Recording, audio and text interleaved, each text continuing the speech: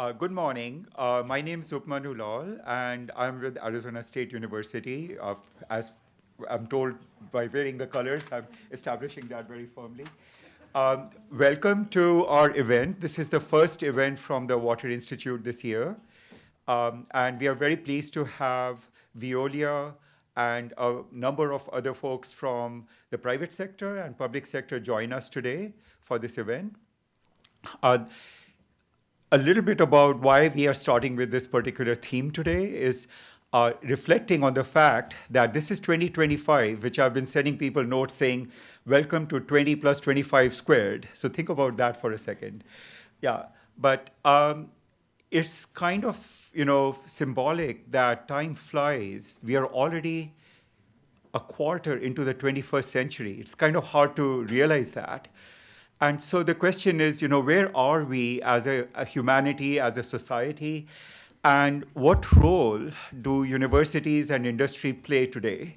So if you reflect on what happened towards the end of the last century, because that's kind of the stage that we are sitting on today, we had a massive globalization in all aspects. Some of it was good, some of it was not good. The good for a person like me who's coming from a developing country is that resources were not just extracted from those countries, but there was some investment in those countries and there were some positive changes. The not so good is that the state of the environment and the state of our exploitation of resources is perhaps reached a critical point. So given that and the role that was played by all, and this was education, this was industries, this was governments around the world in creating that globalization and the effects of it, I think we are at a point where a quarter of the way into this century, it's useful to think about what we want to see at the end of this century. It's not useful to necessarily look back at the negatives, except to draw inspiration of what to do. Most of you have probably heard of Stephen Hawking, who was one of the more brilliant people in the last century. He said something that was rather depressing a few years ago. He said that it's time for humans to find another planet because we have ruined this one. I think perhaps when you are at the end of a career and the end of life, you make such statements. But what I have been seen as extremely refreshing is the young people, the change in the students and the young people who have taken leadership roles in companies and in industry and in government and in education has been remarkable. Their sense of purpose for making a better world is unprecedented. So I think that's what we are looking forward to in this particular century. And the question is not what we tell them to do, but how we enable them to get where they are laying out where they want to go. So that's the spirit that I think we should be approaching this with. So now on globalization, I had a paper in 2001 which talked about local and global. And last night at dinner, I found that Fred, right there, who's the CEO of Veolia North America, he also had coined the term global, and was using it extensively. Other than Joy, that was his second term, which also resonates with me because that's my wife's name. So great, right?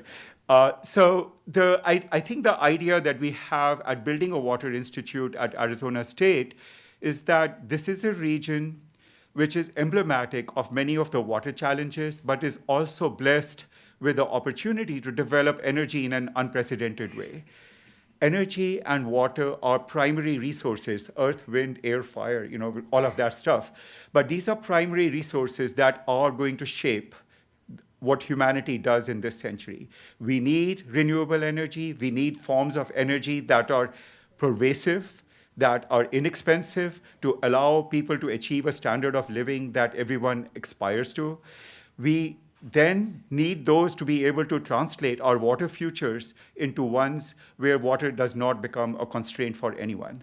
So this is kind of the vision that we want to work from.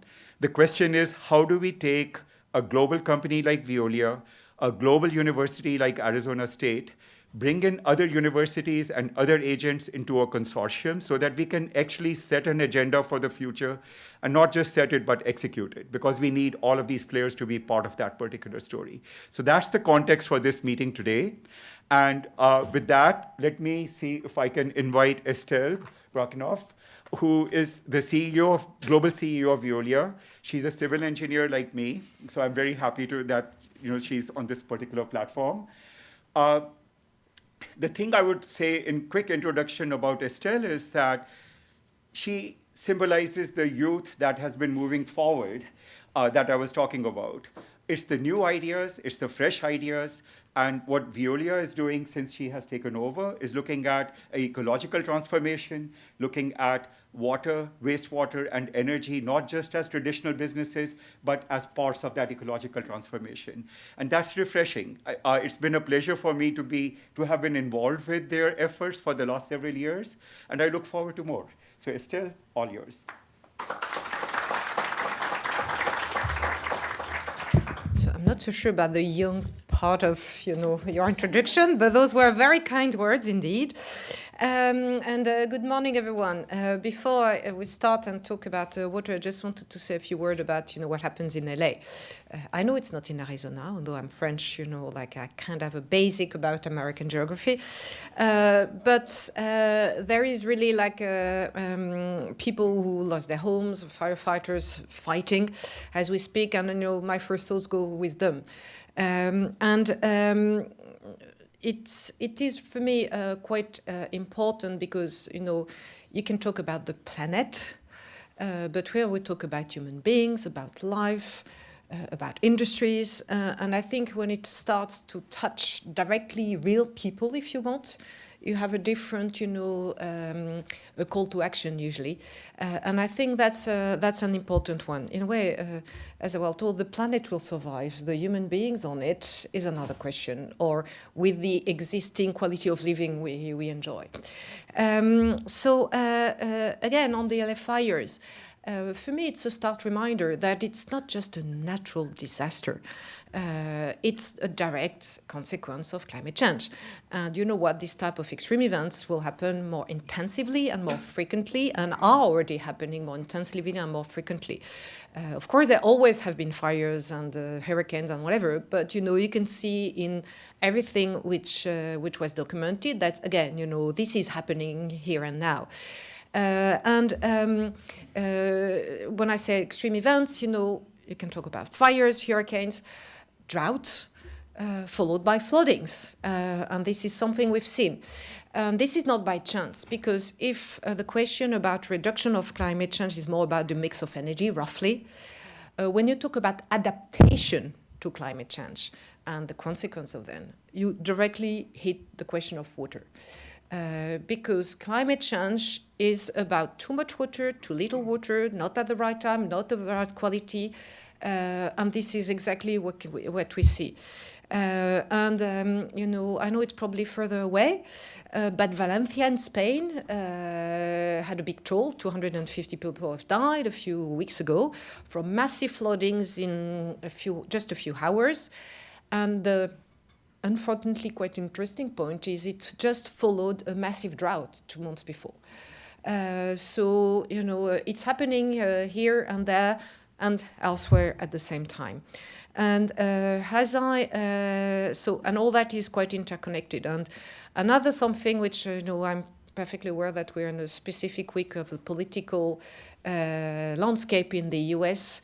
It's a stark reminder as well that whatever your political background, whatever your wealth, whatever your social background, whatever your, where you come from, it hits every single one of us. And that's, in a way, a transpartisan question to be solved. So, the thing about Veolia, as you said, you start to talk about globalization. Veolia, we're present in 45 countries, 1,500 companies.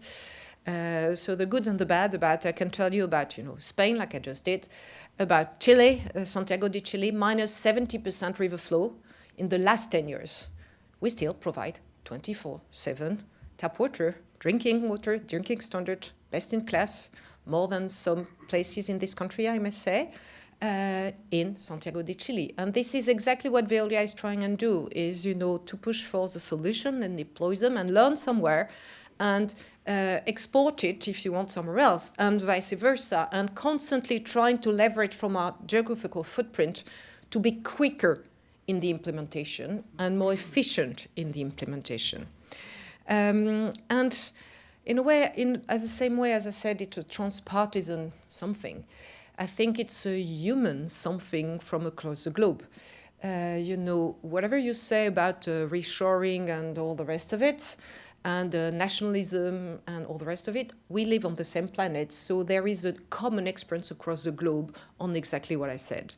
And that's quite an interesting thought, to think about, the bushfires in Australia, and in the end, we have felt within our, flesh, everything which is happening across the globe. So there is a common humanity on that one, which is probably something which can give a little bit of hope. The other thing is, for people who may think, okay, in the US, if I come back to the US, it's just the West Coast, and say, okay, Arizona, everybody would guess Arizona is arid, right? It's not just about this part of the world. Last year alone, 80% of the US counties have faced a water shortage, 80%. So you're not talking only about California and Arizona and the rest of it. You're talking 80% of the US counties. So again, this is super important. So I said solutions that we develop somewhere and import and export and whatever. What are there? And it's usually a mix, which is not good for political headlines, because it's always a little bit more complex than just 3 words. You have to do a few sentences. But it goes from water conservation through to water recycling. At times, you need desalination as well, and all of the above, and a mix of the above, depending on the local situation, because it's always a copy and adapt to the specific community's needs and geographies. I said water conservation. There is an estimation that in this country, there is 50%, 50, leakage rate on average. Which is like just horrendous. I still, if I'm honest, don't realize perfectly how this number could be real. And of course, you have the best in class, which are, in the teens more. But the average is just awful. And you know what? Thanks to digital AI, we can detect the leaks when they happen, as opposed to just replace all the pipes in a single go, and therefore be super efficient in that. That's exactly what we've done in New Jersey, where we've over the past 3 years, we've reduced the leakage and saved the equivalent of the water consumption of 6 million inhabitants, just in the last 3 years. So this can be done. And so it's, again, a call to action. I said water conservation. What about water recycling? So wastewater, reclamation. And we do it, we have references across the globes, pretty much everywhere, to drinking water quality. That's what we do in Namibia, through boiler feed for industrial customers, through to, a barrier to avoid the sea coming back, through to refeeding the groundwater, and all the rest of it. We have references everywhere. The best one I love, because the picture is wonderful, it's in Jordania, where we have a wastewater treatment plant, and all around, basically, you have desert, and we are providing 50% of the irrigation of the entire country, thanks to, our water reclamation. So visually, it's quite striking. I'm sure you have the same type of visual in Arizona as well. But and we can do more than what we've done. We can do 10 times, 20 times more. Because the good news about wastewater is the more the population increases, the more you have this resource. So there is an element of virtuous circle to it, which I think is quite interesting. Second thing is, we have some of the solutions. So I'm constantly asking myself, how can we speed up the deployment of them? I'm not saying we have all of them, and this is where the next generation will come into place to innovate and to find them. But we already have a lot of things we can do. My first take on that one, my first answer would be to be very community-based and find allies to deploy them. And that's why collaboration, partnerships, dedicated to the specific needs, which won't be at all the same in Arizona, in California, in, I don't know, Illinois, is really, really absolutely paramount. And in that one, the next generation, because you talked about the next generation, will be absolutely key as well. So in a way, the need for skilled professional, that's the good news, is, skyrocketing and not here to stop. And it has the interest as well of being very interdisciplinary, which raises a lot of questions for universities, because you have to build, therefore, programs which are building from, engineer, plus social, plus whatever, and to put all that together, because water is really across a few disciplines. And that's make it so unique, and in my opinion, so wonderfully exciting. But I hope the next generation will see that as much as we probably all do here. Talked about quantity. There is a question about quality as well. And here I'm into, for instance, PFAS, which doesn't mean that it's the only pollutant we have. In some places of the world, I'm more worried about, the residues of pesticides and than I am about PFAS, if I'm honest. Depends where. But I guess the good news, and that's where innovation takes place, 5 years ago, 10 years ago, we didn't know how to deal with PFAS. Now we found the way. So we, for instance, Veolia launched a Beyond PFAS offer, which is an end-to-end one, from the measurement, the specific design, the solution, to the concentrating, and then the destruction. Sorry, my lawyers forbid me to call it destruction. Treatment. It looks very much like destruction to me, but anyway, of the end-to-end solution of PFAS. That's the good news. 10 years ago, we were not able to do that. So I think science is advancing, progress is advancing. I think this is all for the good. Another subject I wanted to touch about is, like, everybody thinks, water, agriculture, population. Industries need water as well, and in high demand. In this state, semiconductor is booming.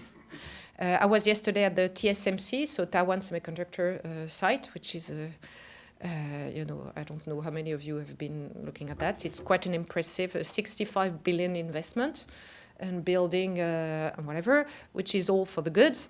But of course, you have to be careful, because, semiconductor industry needs a lot of water. And that's why when I go to see this type of customers and Veolia, we offer them ZLD solutions, so basically recycling water almost infinitely, and treating them of the first pollutant, which goes with the process of this type of water. So I think, we have to think as well about water footprint of industry if we want to go ahead as well. So as a conclusion, I just said, there is a word I would like to use, not to forget, which is affordable. We don't want water to become some kind of a luxury product for the only one who can afford it, population or industries or whatever alike, or agriculture alike. We need water for everyone at every single moment in the year in an affordable way. And that's why, the efficiency and the innovation of a company like Veolia is bringing, again, efficiency, so that everything I've just described has to be eventually as well affordable. And this is something which is, for me, super important. So basically, what we do is leveraging on innovation to protect health. That's the pollutant element. Purchasing power as well, affordable, and the water resource simultaneously. I don't want people to have to choose between those three. And that's to choose between your health and your wallet, or your wallet and, okay, I cannot afford to have access to water. And I think that's a super important movement. So you refer to our strategy as Veolia and what I've tried and deliver. That's quite simple. I've launched my strategic program in front of the financial committee and all the rest of it. And basically, it's in a few words. It's called Green Up, because the idea is not to go green. The idea is to be greening, if you want, as in, to have the trajectory go down, which I think is super important. That's what progress is about. To enable industry to thrive, to enable population to grow, and to be able to support, human progress in a way. And in that respect, our strategic program is very clear. It's more dollars to be able to invest in reducing less CO2, less cubic meter of water, less pollutant. That's it. In one slide, the summary of everything we do at Veolia. And I think, we're very happy to be here. And thanks again for your welcoming, your kind words, but for everything you do, more importantly. Because I think it's important that we show the way and share the excitement we have on this industry, and these subjects are absolutely critical. Thank you.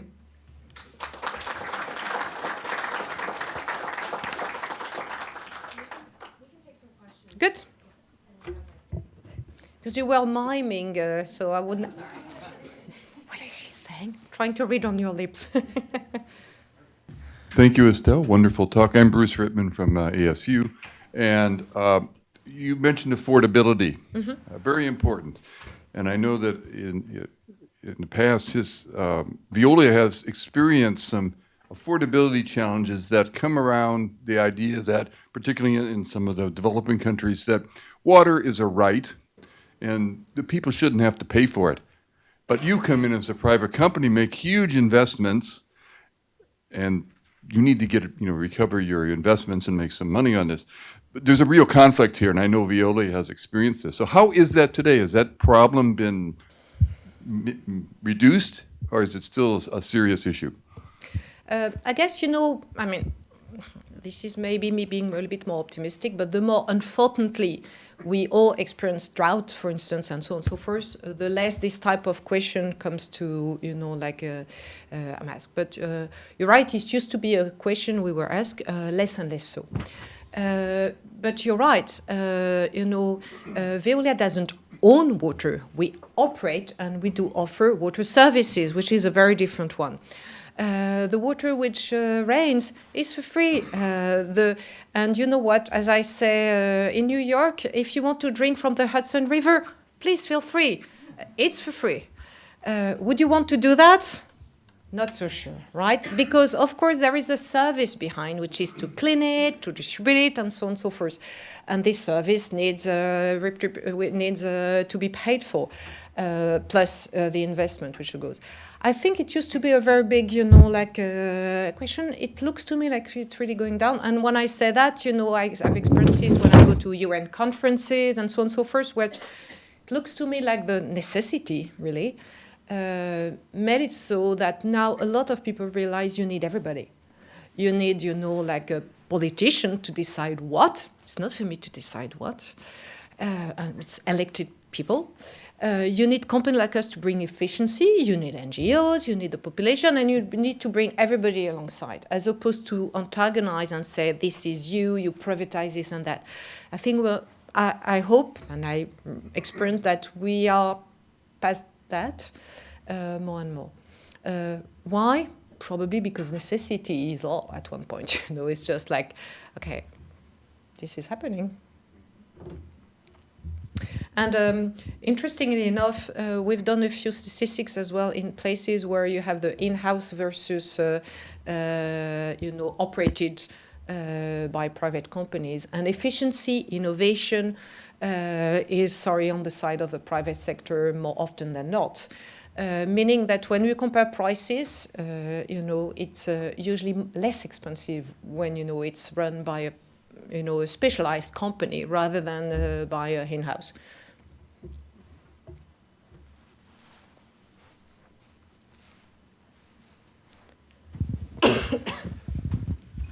Hi, Catherine Sorensen with the Kyle Center for Water Policy. Private water companies are relatively common in Europe. Here in the US, we have a little bit more of a mixed bag. On the East Coast, there's a fair number of private companies, but out here in the West, they tend to be publicly operated.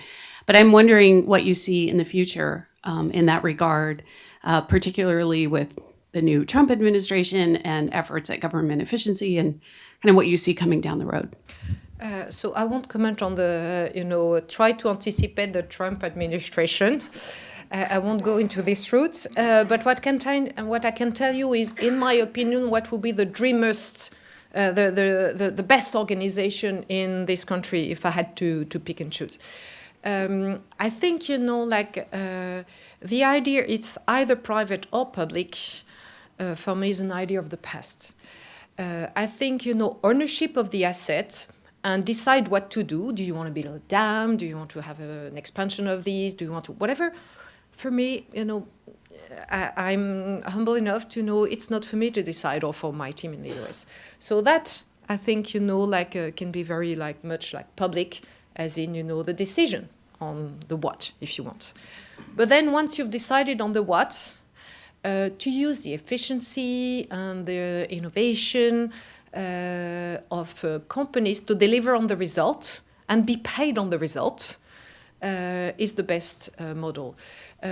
What I describe, is not that common in the US, where it's a little bit like either private or public. It would be more a concession model, if you want, or a PPP, which is much more common in Europe, and I think super efficient. When you look at efficiency in terms of leakage rate, in terms of pollutant, in terms of cost even, price of water delivered, this is a source of efficiency. So I think there could be a third way, if you want, in the US. So we're trying, and Fred is trying to promote that. And I remember discussing with a guy in the US who I won't mention his name, who was, when he started the conversation, was very much, like a very left-wing and thought everything should be public and, whatever. At the end of the conversation, when I described in quite much detail this, I said, that's the best of both worlds. I genuinely think that, Do you want to add something, Fred? Yes. I thought you wanted to ask a question, Fred, or you want to add something? Good morning, everyone. No, to rebound on what Estelle was saying, I was 4 days ago at the US Conference of Mayors in Washington, D.C., 2,000 mayors, and they have a P3 working force, and I was making a presentation there. There is more and more appetite everywhere around the country about this third way. And clearly, what Estelle mentioned, water is a common good, and water has to stay under control of elected people. But after finding a combination between public and private is probably the most efficient way. And the discussion that was very ideological between either it's totally public or totally private is a bit a discussion of the past. Still alive in some places, but more and more at United Nations too, a lot of great discussions about it, saying now it's the era of solutions. And for solutions, everyone has to be around the table. Point where we should transition. So thank you so much, Thank you Esther. very much.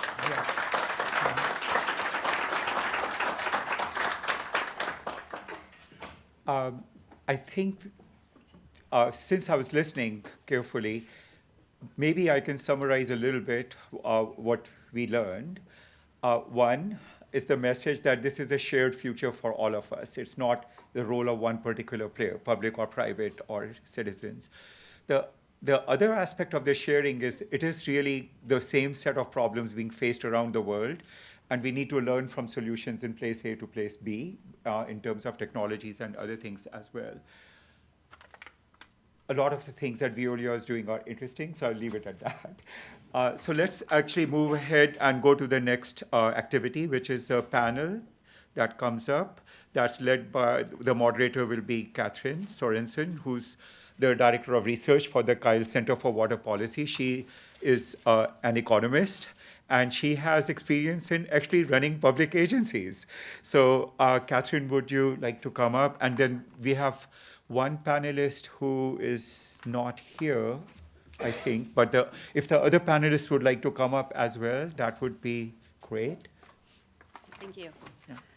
Yeah, thank you. Panelists, come on up. Please don't be shy, because I'm going to make you introduce yourselves. Let me say yes. So my name is Catherine Sorensen. I am the Director of Research at the Kyle Center for Water Policy.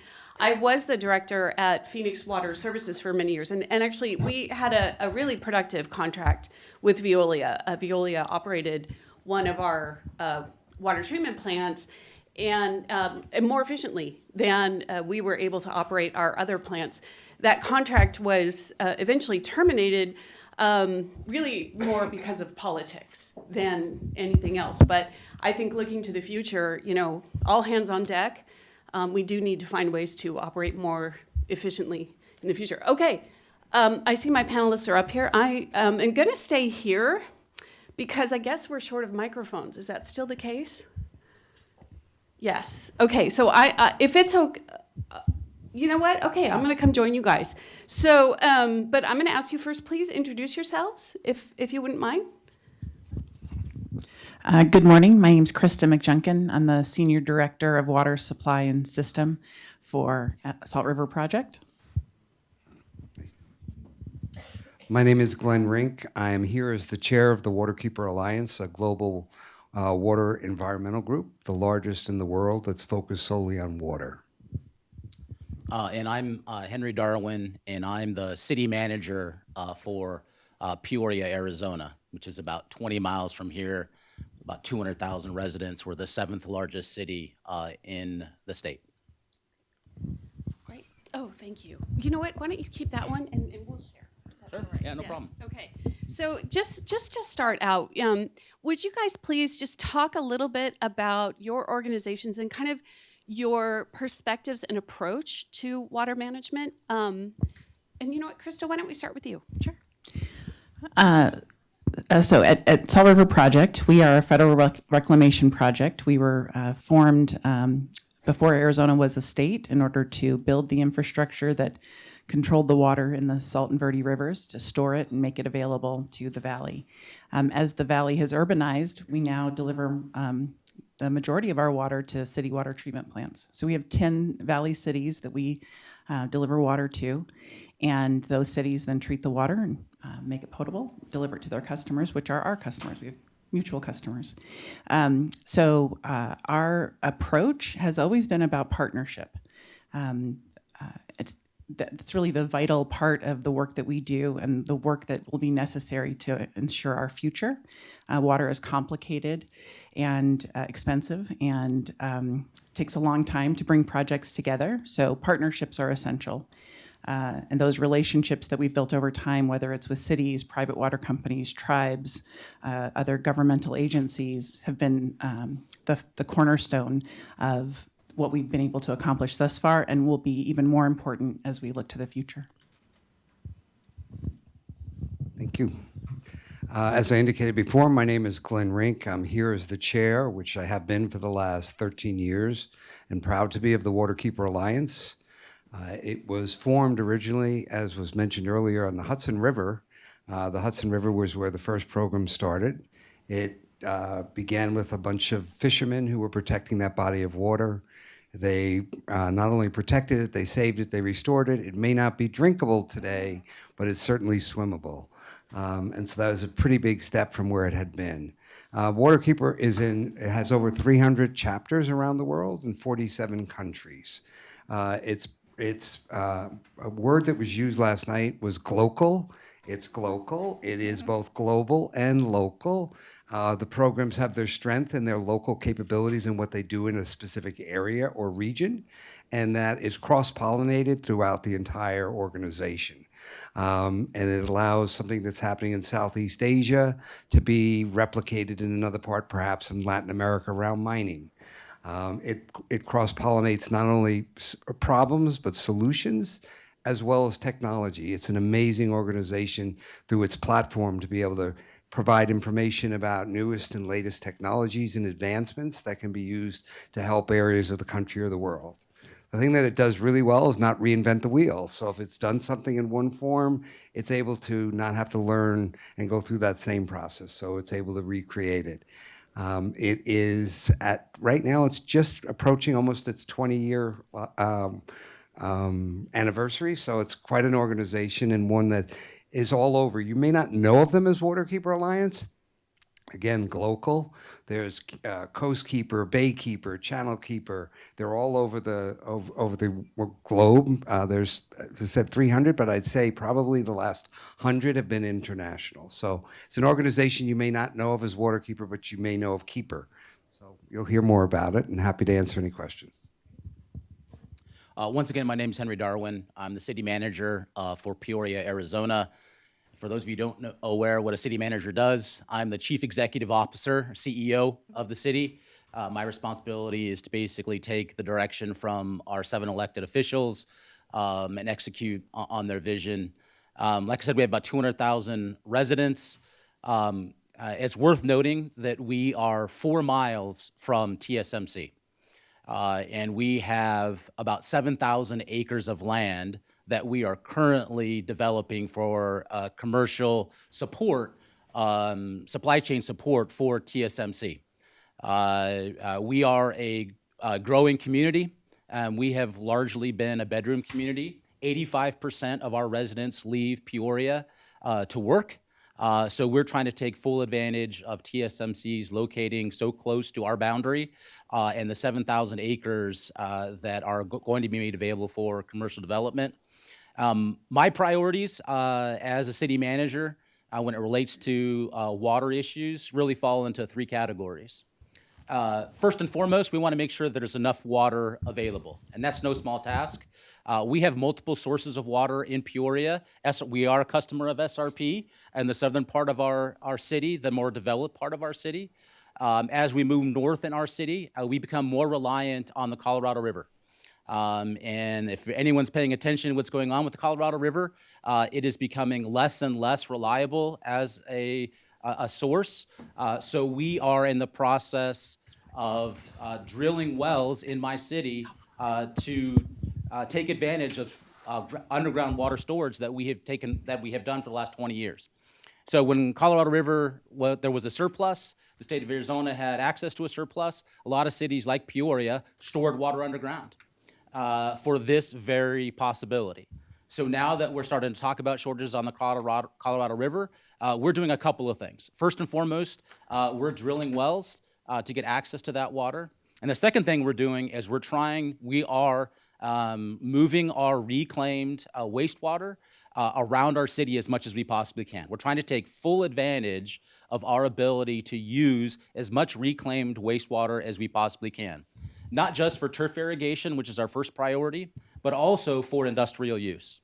As we are talking about developing that 7,000 acres in my city, our first option for those industrial users is reclaimed water, if not zero discharge. We are talking with those industry that are interested in siding with us that their first option should be zero discharge, complete recycling at the facility. But if not, their second option is reclaimed wastewater. And then the third and least favorable option, an option that we rarely put on the table, but for an initial startup, would be for potable water. But just like all the cities in the valley, water is becoming more of an issue. We are trying to keep up with the growth of the valley, the growth of the Phoenix metropolitan area, but we're trying to do it as well as we can. So water, like I said, water availability is our number one priority. Water quality, of course, is important. We want to make sure the quality of the water that we're serving our residents meets all safe drinking water requirements. That's becoming more and more of a challenge with emerging contaminants like PFOA and PFAS, but we're up to that task. And third, and it was mentioned earlier, is affordability. That is a top priority for my council, is to make sure that as we're making our water available, safe water available, that we're also doing it as affordably as possible, and that is a challenge. With the current state of the economy, with inflation, with a growing community like ours where we're building new water infrastructure, the costs of that construction is growing, and it's becoming more and more difficult for us to supply water at a reasonable price, and we're not alone. Across the valley, we're seeing 10, 15, 20% increases in water rates across the valley. We're much lower than that, but we will be seeking a water rate increase in the upcoming several months, just like a lot of West Valley cities. But like I said, as a growing city, water is going to be our biggest restriction. Our growth will be dictated by the amount of water that's available in my jurisdiction. Thank you. Thank you. And I want to return to that. But first, I want to welcome Mayor Woods. Glad you could make it. Would you mind just introducing yourself and just giving your perspective at a high level on water management in the city of Tempe? Sure. So Corey Woods, Mayor of the City of Tempe. Apologize for being a little bit late. One of the interesting things, of course, is if you hear me cough a little bit, I'm not sick. I have asthma from actually being in Washington, D.C. late last week for the U.S. Conference of Mayors, and I was on a couple of panels talking about sustainability as well as AI and affordable housing. But of course, being in 5-degree weather for a few days sometimes can trigger a little bit of bronchial stuff. So don't run from me if you happen to see me after this. So, the city of Tempe, the biggest thing I would say that we are trying to do, and actually, let me talk about one of our biggest accomplishments in the last couple of years. I think that might be important to highlight.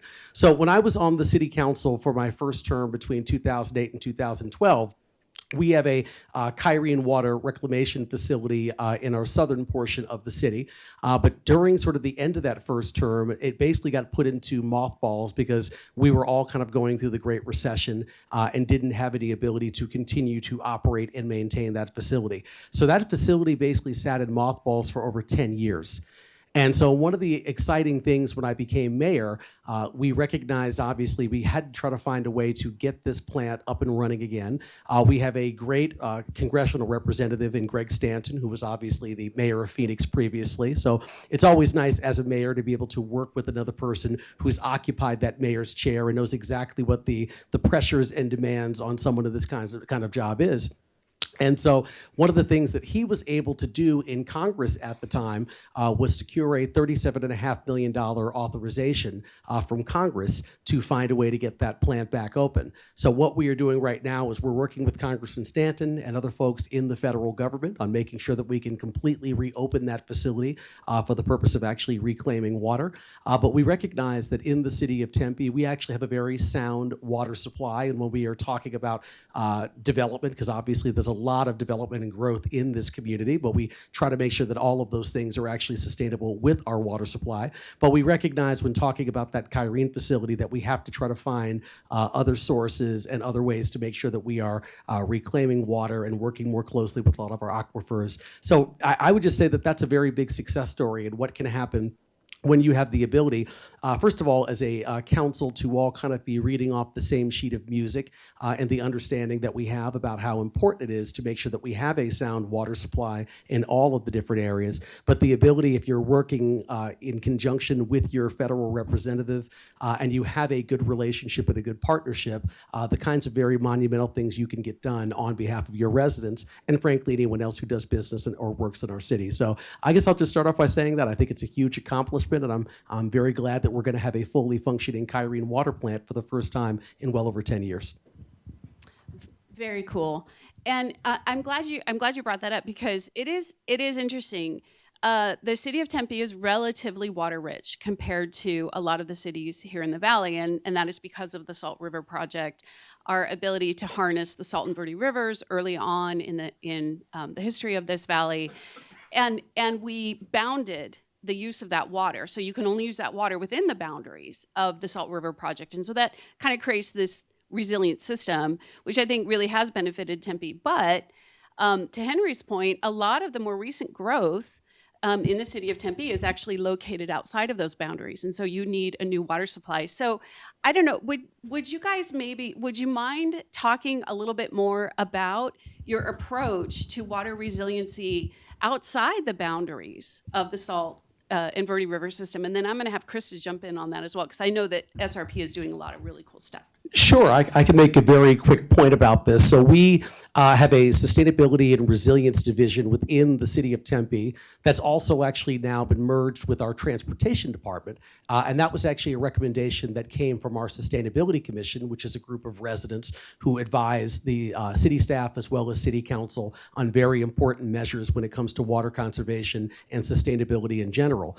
But the biggest thing that we try to do, that from my perspective, that I can do from the perspective of an elected official, is to listen to the people in my department when they're actually telling me what we need to do in various portions of the city and what developments are actually going to be compatible with not our climate action plan, but our climate action plan 2.0, because we're frankly already on our second version. But I really talk to our director on a regular basis, Eric Iverson. We have experts. My former assistant, Brianne Fisher, is now our climate manager within the city of Tempe. And so one of the biggest things that I try to do, quite honestly, is to listen. Because one of the challenges you can sometimes get with folks who are in elected positions is that they think they know everything. And look, and I think it's like people say, because I'm one of them, I can say that. We sometimes, one of the things about being an elected official is many times you really do become kind of a jack of all trades and a master of none. You have the ability to talk about a whole host of different subjects, whether it comes to water or climate change, transportation, economic development, housing, but you don't have the ability, because of the nature of the job, to get into the level of depth that your professional staff can get into, because they're working 40, 50, sometimes even 60 hours a week, and they are truly experts in these areas. So the biggest thing that I think I do, and I think the other 6 people on my council do, when it comes to those projects that are outside of that area that we talked about, is making sure that I'm consulting with that team to make sure that whatever we're doing is compatible and that we're not putting an overdue, we're not overburdening our water system in the city of Tempe, because we obviously are a water-rich community and we are very well positioned for the future. But if we aren't mindful about that, and if we don't listen to the staff that have a lot more knowledge than myself and the members of the council on this issue, we'll be sitting here in 50 years having a very different conversation. And when I say we, I don't mean me, because I will not be mayor in 50 years. But I want to make sure, as every mayor does, that what you leave to the people who come after you is something that is truly sustainable. So I don't want the mayor after me or the mayor after that person to look back and say, why did the city council make these decisions? Why didn't they listen to the recommendations of staff and those in the water community? I want to make sure that whatever we leave for our residents and for future city councils is something that's sustainable and something that they can truly build on. Well, and Henry, you talked a lot about the city of Peoria's approaches. You have much less access to Salt and Verde River water and are far more dependent on Colorado River water, groundwater, reclaimed water. I think the $1 million question is, can the city of Peoria provide water resiliency in the face of this tremendous growth, both residential and industrial? Oh, sorry. I can speak pretty loudly, but the microphone may help save my voice. So one of the things that's interesting to note is that SRP certainly has a surface area, and we're obligated to serve water, potable water, in that service area. But once the water goes through a wastewater treatment plant, it can be moved outside of the SRP service area. So when we talk about reclaimed water and using reclaimed water and maximizing our utilization of reclaimed water, that includes moving water out of the SRP service area into other areas of our city. Our largest park, our largest community park, was irrigated with potable water till about 3 months ago. We constructed a reclaimed water line from one of our southernmost wastewater treatment plants about 15 miles to create the ability for us to move reclaimed water from where water is somewhat abundant because of how well SRP manages their watershed, and to move that water north for reclaimed and turf irrigation to save as much water as we could that came from the Colorado for potable reuse. Now that's it. So our utilization of reclaimed water for turf irrigation and for industrial purposes is our current plan. But like all Western cities, including those in the Phoenix metropolitan area, we are looking even further into the future about direct potable reuse, or advanced water for purifications, as it's currently called in Arizona. So you think, well, this is all technology driven. We got to figure out how to make that a cost-effective means of treating reclaimed water for the purposes of potable reuse. That's certainly the case. But we also got to make sure that the infrastructure is in place. Where are we going to put these treatment facilities to take full advantage of both of our existing potable water distribution system and our wastewater collection system, which is currently both just one directional? So we are in the process right now of planning for where we would place a treatment facility for advanced water purification or for direct potable reuse, because that is the type of planning that needs to be done this far in the future, this far in advance, 10 years in advance, to make sure that as we are constructing our infrastructure for moving reclaimed water for turf irrigation, that we're also considering how that might be used for potable reuse at some point in the future, because the technology is getting to that point.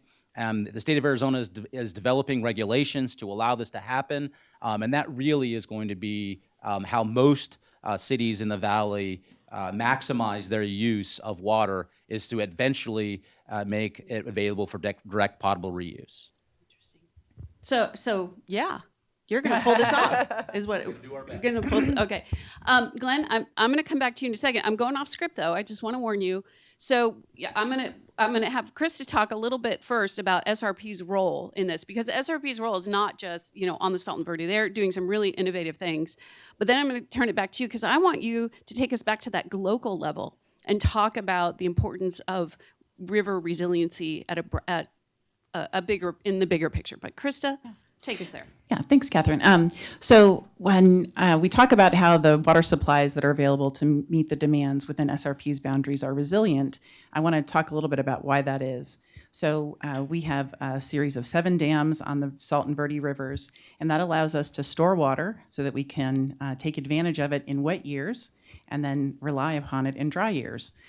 We are the beneficiaries of past decisions and past investments in infrastructure that have allowed us to have a system that's sized such that in a really wet year, we can capture nearly everything that comes off of the watershed and then store it. So in a year like this, where we've had an incredibly dry winter, record dry winter, our reservoirs are still 71% full because we have carryover storage from previous wet years that we are relying on.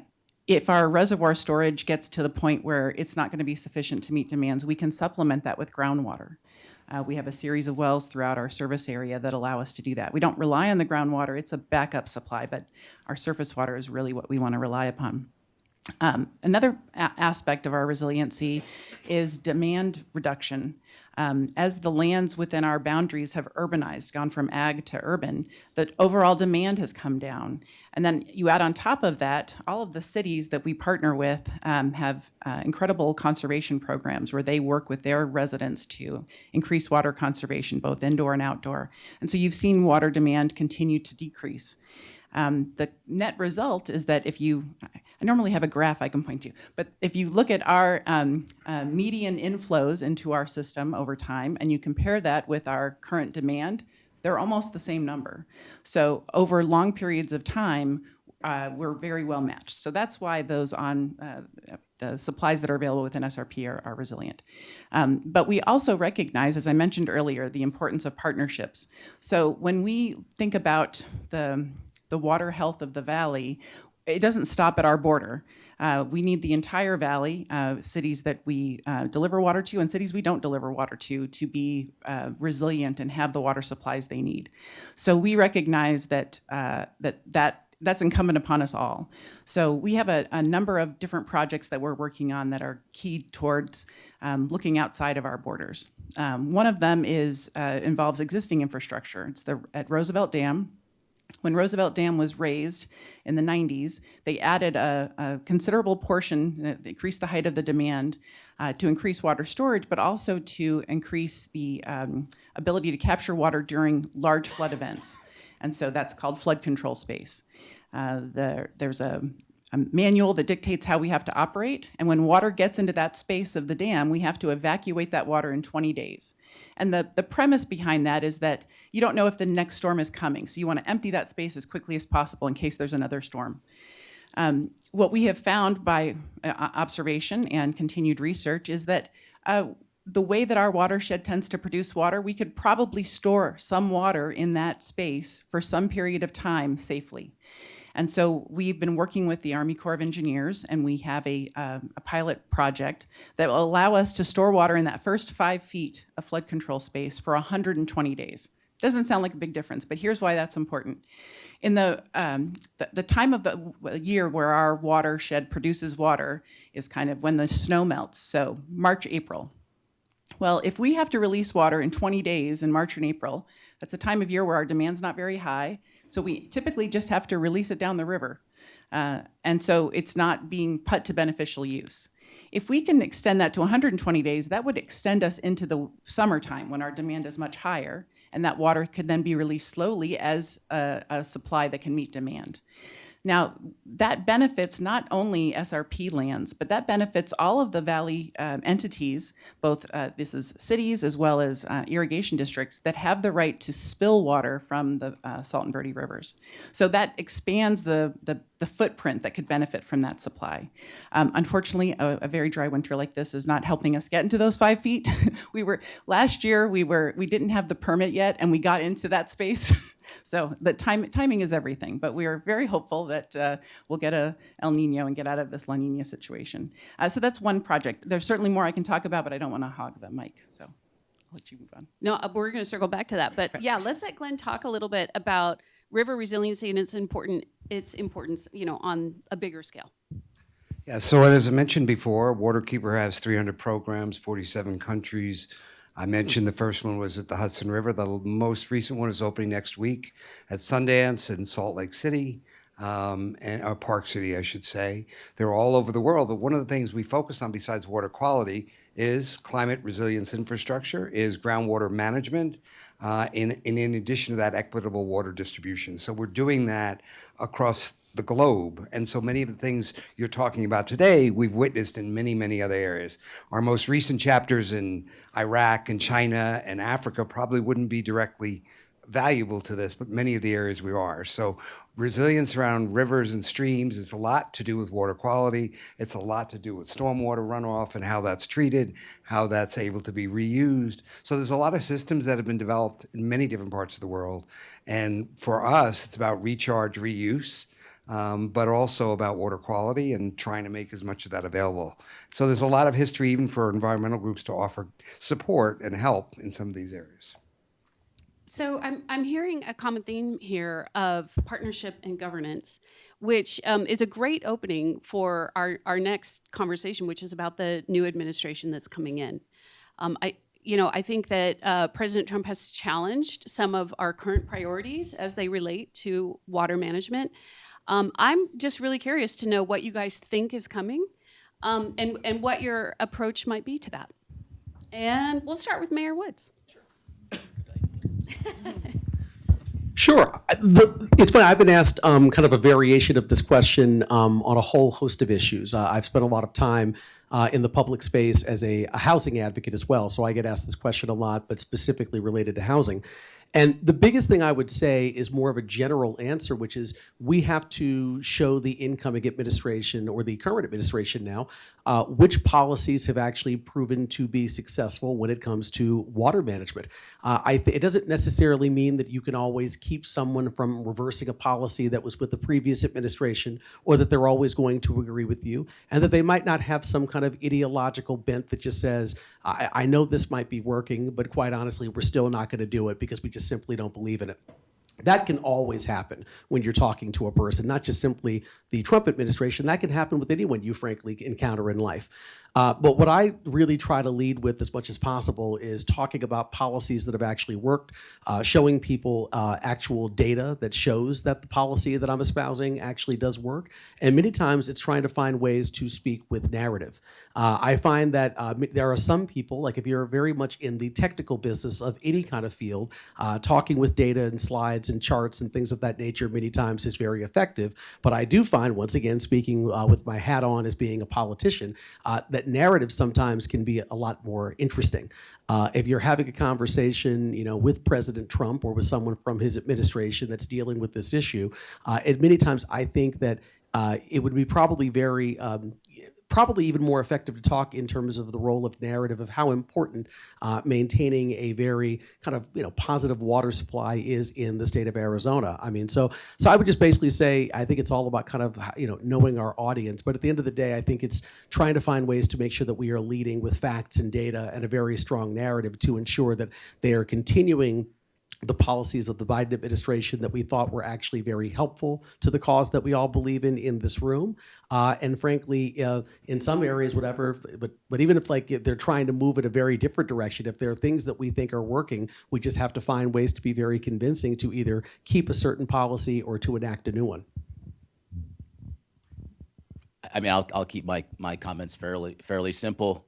I think there's no denying that the biggest fight going on in the western United States is over how to share the shortage of the Colorado amongst the Colorado Basin states. I will say, having lived in Arizona all of my life and been a professional here my entire life and been tangentially involved in water policy issues in Arizona, California's favorable treatment that's happened over the last several decades, I think might be changing.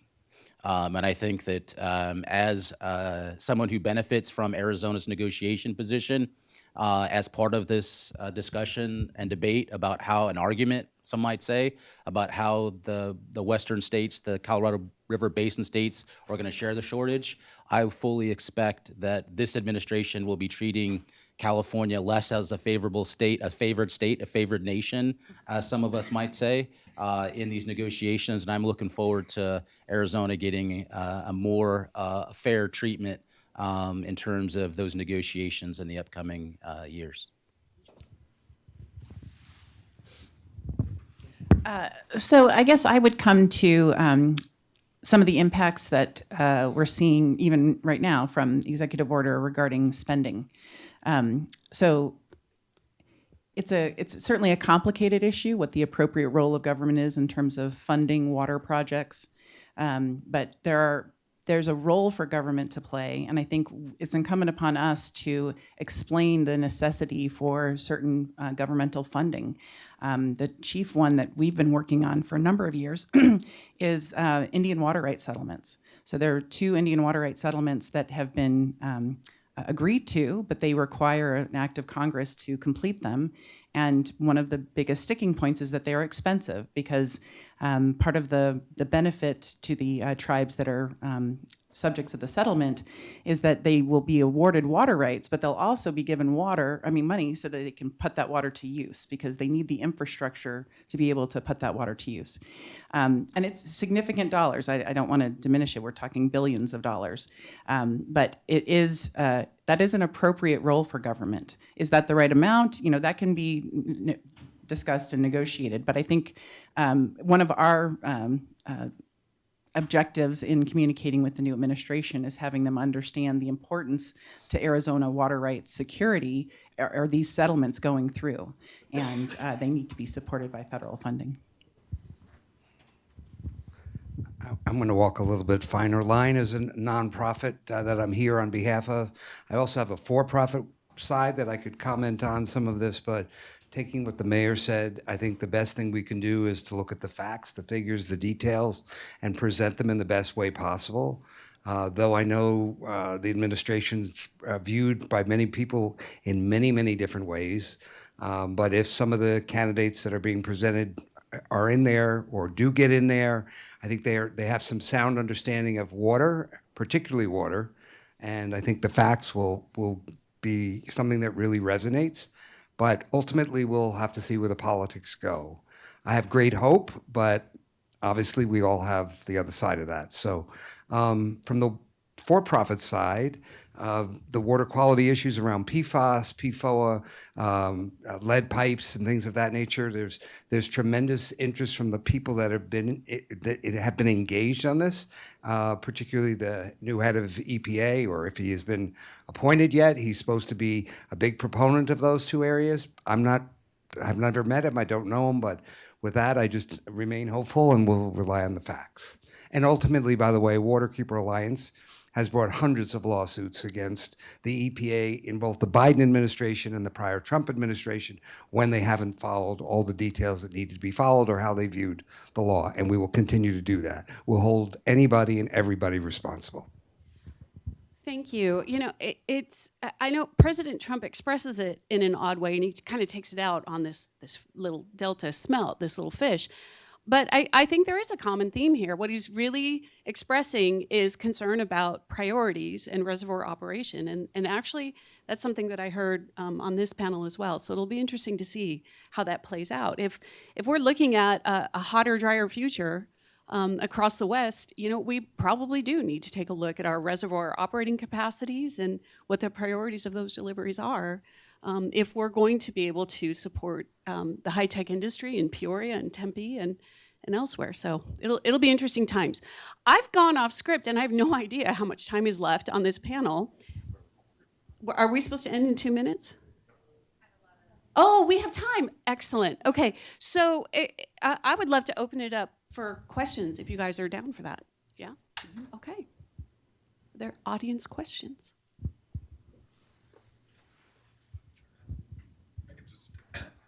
Hi, my name is Danish.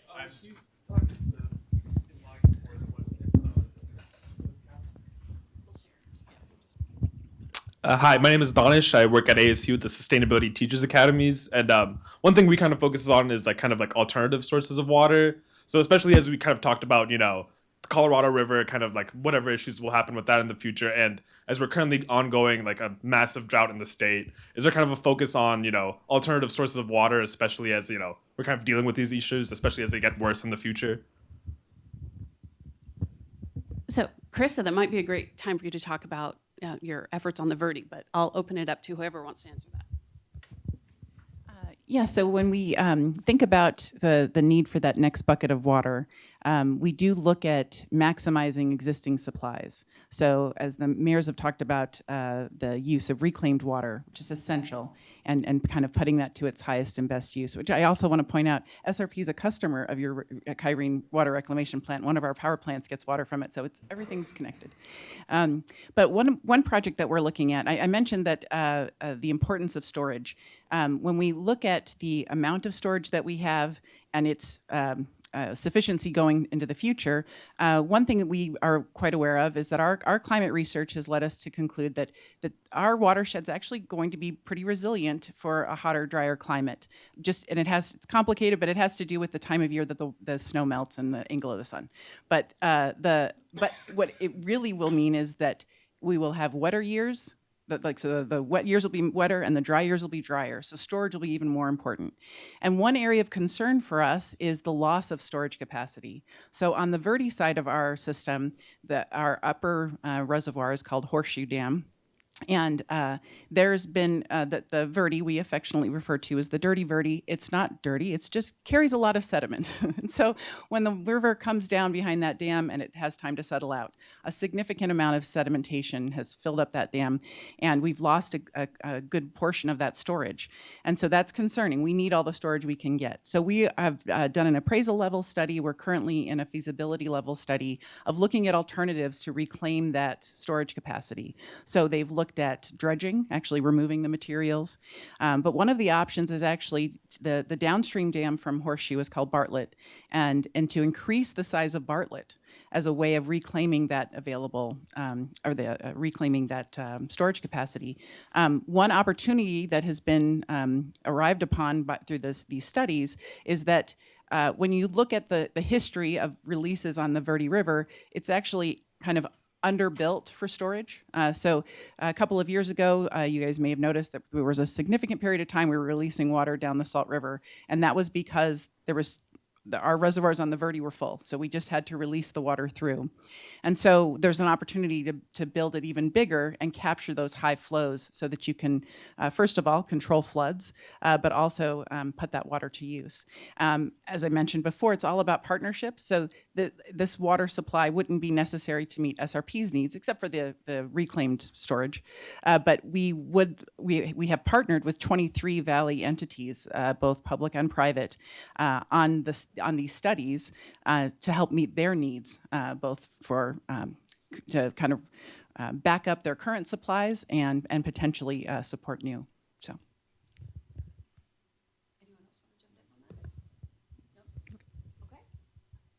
Any other questions?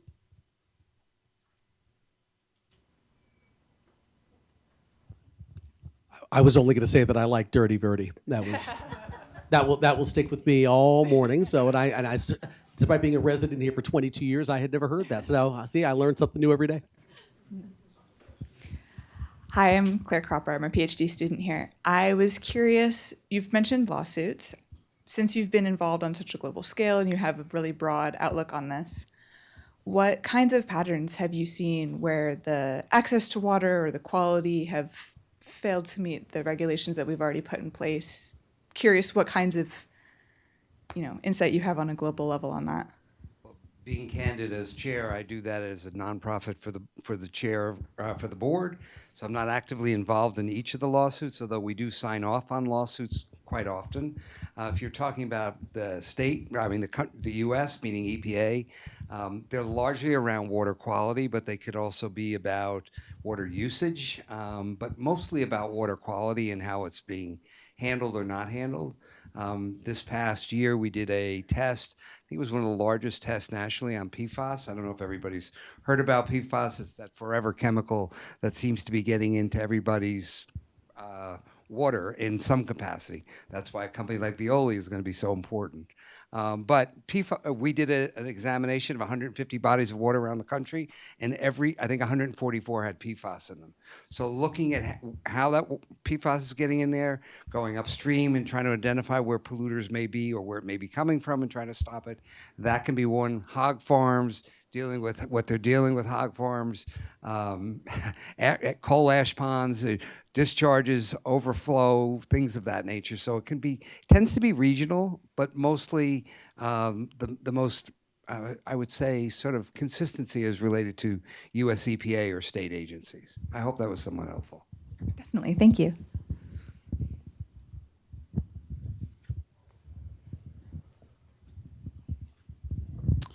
Thank you for a very informative panel. We live on a water planet, so water isn't really the problem. The problem is fresh water, and the difference between fresh water and not fresh water is pretty much energy, and the amount of energy you have to put into processes to get from not fresh water to fresh water. Arizona has talked from time to time about bringing water up from the Gulf of California, actually not the Gulf of California, but from Mexico. What do you think? Are we going to be expending lots of energy in the not too distant future and making fresh water out of not fresh water from quite a long ways away? Did you want to answer first? So I do think eventually we will get there. I think that it's a little more distant than some people think. I think we have other in-state supplies that can be maximized. I think advanced water purification is much more likely to come online before desal is. And really that's just driven by, we really messed up the Gadsden Purchase. We should have gotten some beachfront property because it's now very complicated for us to get ocean water into Arizona. It would require either international agreements or agreements with California, which might be harder than international agreements. So I think it's a little more distant than people think, but it's absolutely, I think will be something that'll happen in the future. I want to get everyone's take on that question. So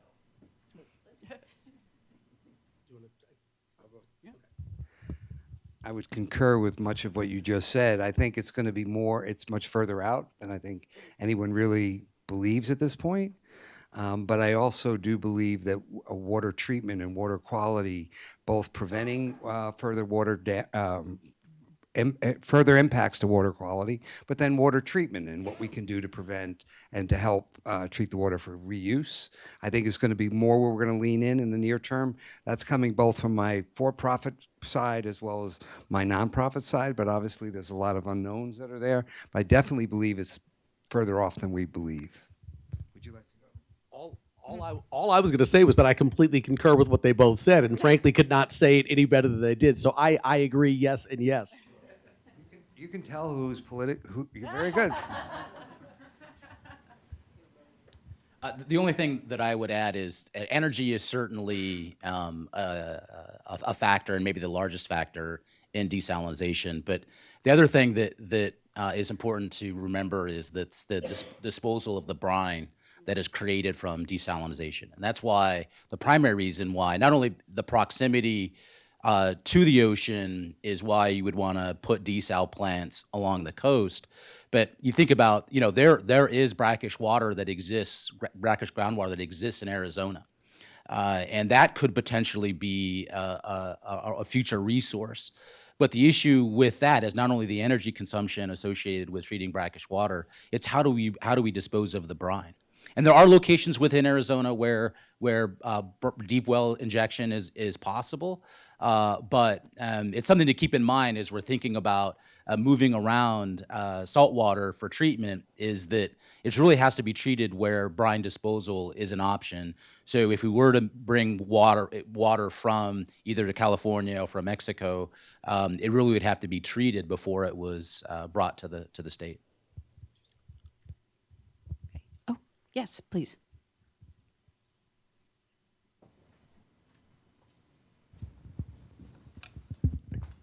Yeah, I'm Ricardo. I'm a postdoc here at the university, and I was wondering, more specifically for Henry, what is the potential for this new plant to be contaminating the local waterways? If you're saying that eventually currently people are using well waters, is there a high potential for them to contaminate the local waterways? Yeah, I will say so. If you read my bio, you'll see that I was the former director of the Arizona Department of Environmental Quality. Worked there for over 20 years. Worked for EPA as well with David Ross there, my friend. And what I would say is that whereas concerns like that may have been real 50 years ago, 75 years ago, I think that the amount of regulatory oversight that is done at facilities like TSMC and the Amcor facility that's going to be sited in Peoria, those regulations, the oversight associated with them, and the clean nature of their operations. I mean, these are not chrome platers. These are not dry cleaners. I mean, these require the cleanest of clean industrial processes. It's a concern that we hear from our community regularly. And I certainly wouldn't want to downplay it, but I would say that the amount of regulatory oversight that exists, I think that makes those kinds of concerns minimal. And we're not talking about storage of chemicals outside on bare ground or even in settling basins or retention basins. I mean, these are all highly regulated by the Resource Conservation Recovery Act in terms of the waste that's generated. So yes, we hear that often, but I would not share a concern.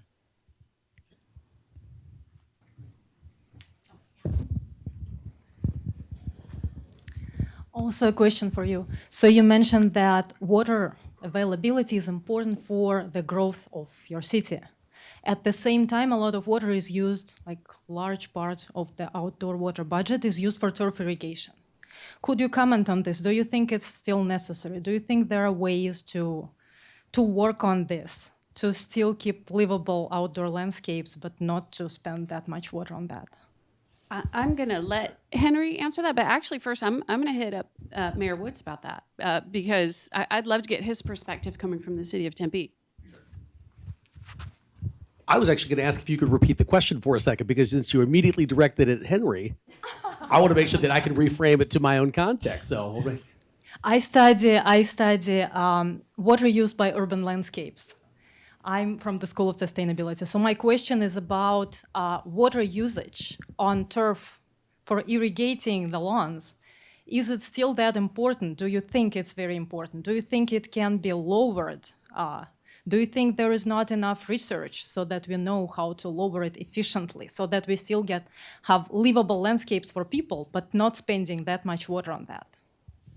So I don't have a great answer to that, I'll be quite honest. I have not, but I will say I have not seen the research on my end. So I think, additional research that I could obviously have access to would obviously give me a better way to kind of answer that question. But I have not seen any research specifically about, whether that would be a good practice or a viable practice moving forward. So, I mean, if there is additional research that you know of or that you could provide someone like me with, I would love to frankly see it because, we definitely do get that question in our community development department where people are looking to either build new projects or modify existing projects or make modifications to their homes. But I will be the first one to admit publicly that I have not seen a lot of the direct research about whether or not it's a good sustainable practice or not. I think optically your concern is you see water usage, and I think you're asking more about how maybe is it being viewed or is it looked at as a concern? Is that what you're talking about? Were you? Turf, yeah. Yeah, right. Are our spaces livable, and can we continue to have the amenities that we have with less water? And I'm going to turn that over to Henry. Yep. So in Peoria, we currently have voluntary restrictions that we ask all of our developers to follow. And we have lots of guidelines for them. We are moving more towards a true regulatory environment, but as you can imagine, our home builders in particular are pushing back pretty hard. But so we start off with a voluntary program, hopes that we get people to participate in the voluntary program, and until we feel there's enough participation that we can turn it into a regulatory program. So that's kind of the phase that we're on turf irrigation. But in Peoria, we just recently adopted an ordinance, a large water user ordinance. So if we have an industrial user or a commercial user who is either using a large amount of water or they have a water intensive use like car washes or hotels, that we have now developed a regulatory structure, a true requirement that they tell us what best management practices they're going to be using to control water. This is an area where cities are kind of on their own. There's no statewide mandates with respect to water conservation. And so cities we're in competition with each other, whether to attract residential developers, industrial facilities, commercial facilities, and any kinds of these restrictions could cause us to lose out on a prime development. So this is one area where I'd like to see the state step up and start talking about statewide conservation requirements or statewide water conservation program, so cities aren't left to our own devices to think of these things on our own, and at times harm our competitive advantage when it comes to other municipalities. But it's a necessity. In Peoria, because water is going to control the growth of our future growth, it's going to be the limiting factor. We've got to do something when it comes to conservation, and we're starting down that road. And just recently, within the last month, we adopted our first ordinance related to water conservation. Thank you. Well, would you guys all join me in thanking this amazing panel? Thank you so much. It was so good. All right. Thank you. Thank you, Catherine and panelists. Appreciated all your remarks. The next panel discusses engaging a university industry consortium to deliver solutions at scale, which is what I advertised we were trying to do right in the beginning. And Duke Reiter, my friend, who's the special advisor to President Crow, but has a long history engaging communities in the context of design and architecture and making sure that resilience is achieved in the world. He will be moderating this particular session, so I would like to invite all the panelists to come in and join as well. And then we'll get started. Great. All right. First of all, welcome everybody. I heard only the tail end of the previous session, so I'm improvising a little bit with regard to what might have already been said. Again, Duke Ryder, Senior Advisor to the President, former Dean of the College of Design, and have worked with many people in this panel and in this room and care passionately about the issue of water. I'm going to let each of the panelists, when we start with the first question, add a little bit more to what you have on the sheets in front of you with regard to their bio. I don't think you want me just reading about them. They don't want me reading about them. And with regard to how to work with universities, the private sector, it's not complicated, right? We're very transparent. You understand everything about the university. Did you know where to park today? Or even where this room was? So it's really relatively simple, right? I'm sure you've been down Academic Main Street here on campus where all of the units have a nice retail storefront that you can go into. You haven't done that yet? You might go into the one that says all things water, and there's the dean ready to meet you and ask you what you'd like to have. You look at the menu boards up there and you pick out what you want. Maybe you want interns, maybe you want research, maybe you'd like executive education programs. So you pick that and you place your order. The dean asks you if you'd like to supersize that, or maybe you'd like a drink with it. You place your order, probably scan your ASU gift card that you got for Christmas that gets you all that, and a few days later, on your doorstep shows up a faculty member or students, or maybe that research paper you ordered. And it's just as easy as that, right? We all know it's not. The university is a magical place, sometimes a mysterious place, and we definitely want to interface with the private sector, especially around the topic of water. So how do we do that better? And maybe most importantly, what's the mutually beneficial arrangement that we all would like to see? Where students are benefiting, our research is benefiting here at the university, your companies are thriving, you're getting the information you want that we might be able to help you to derive, and you can all see a reason to do this. So the first question for the panel, starting with those, I'm going to put Gary aside because he's sort of on the ASU team, but starting with our private sector partners, what are you looking for from a relationship with this university in particular, but from academia and what it can do either on the education side or the research side? And so I'm going to start immediately with Mr. Jackson to my left. Good morning. And give a little one-sentence reintroduction. Good morning. My name is Greg Jackson. I am Facilities Operations Director for TSMC Arizona. Many of you probably seen the little small buildings being built up in North Phoenix, north of the 303. I've been with TSMC about 3.5 years. Been within the semiconductor industry in and out for majority of my career. And as we've announced recently, we've started production of our facility up there, which is a big milestone for us. So the question was, what are you looking for from a relationship with the university? Obviously, our engineering program is now approaching, I think, 34,000 students, which is, I would assume, immensely beneficial. How can the university help you in your operations? And I know people in this room are thinking, water and TSMC, how does that work? So what are you looking for from us? I think there's a number of opportunities that exist to collaborate between ASU and TSMC and probably industry in general. Obviously, the one that's probably out there on the forefront is looking for potential graduates that can come in and come to join us either as interns or as full-time employees when they graduate. Obviously, the Fulton School is an amazing school and numerous other schools as well. So finding good, strong candidates that can come in and join us, that's a huge opportunity. It's a win-win for both the university and for TSMC. And then on the other part of it, probably call it behind the scenes, is probably the research opportunities as well. Obviously, we're here to talk about water. We use some water, and we are looking for opportunities to recycle and reclaim that water. And so leveraging some of the best and brightest minds here at ASU will help achieve that goal, and it helps develop potential technologies that not only benefit TSMC, but could also benefit other companies, other municipalities, so on and so forth. So I think there's lots of opportunities for the research side as well.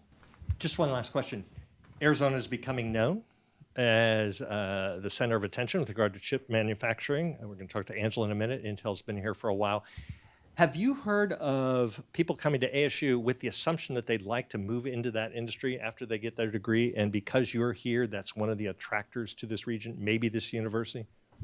Yeah, I think ASU obviously is the center of the technology called hub here that's quickly growing here. So I think ASU being here, having the ability to feed right in, we've got relationships set up with ASU already, which is obviously very helpful for all of us. So yeah, I think people see that as a good opportunity to go straight into whether it's TSMC or other high-tech companies that are coming in. But yeah, it's a big part of it. So maybe pass your mic there. So Angela, good to see you again. It's Good been a to while. see you as well. We used to have offices nearby here when Angela was at ASU. She's been working for Intel now for a while, first with the regional understanding of what needs to happen between the university and that corporation, but now thinking more regionally. You know the answer from the inside and from the outside, the relationship between the two entities, private sector, public, the university. I do, and it's been a lot of fun to get to know it even further. As Duke mentioned, I've been with Intel now a little over 3 years after spending time at Arizona State, and it's been a lot of fun to work with Duke and the team and my old friend Marshall here. But we have a great relationship with the university. For those who don't know, we hire more from Arizona State University than we do from any other educational institution throughout the country, and it's not even close. Now, we have over 100,000 employees, so you can imagine how significant it is for us to hire from top talent with a top-rated engineering school. That has been tremendous for us, and they're right in our backyard. We're 5-6 miles from ASU, so that's been fabulous for us. We have coordinated and partnered with the university in a very comprehensive way. So we have worked very, very hard on everything from CHIPS applications, federal funding, workforce development initiatives, recruitment, as I just mentioned. We are working on water and water solutions that we look at, whether it's new and innovative startups to scalable opportunities for innovation. So I would say that when you look at the relationship and what Intel needs from ASU, it actually goes both ways. We're partners. We're partners in everything. So we're partners when Intel's had a downturn in our industry and we've had to displace some employees. Who did we turn to? ASU.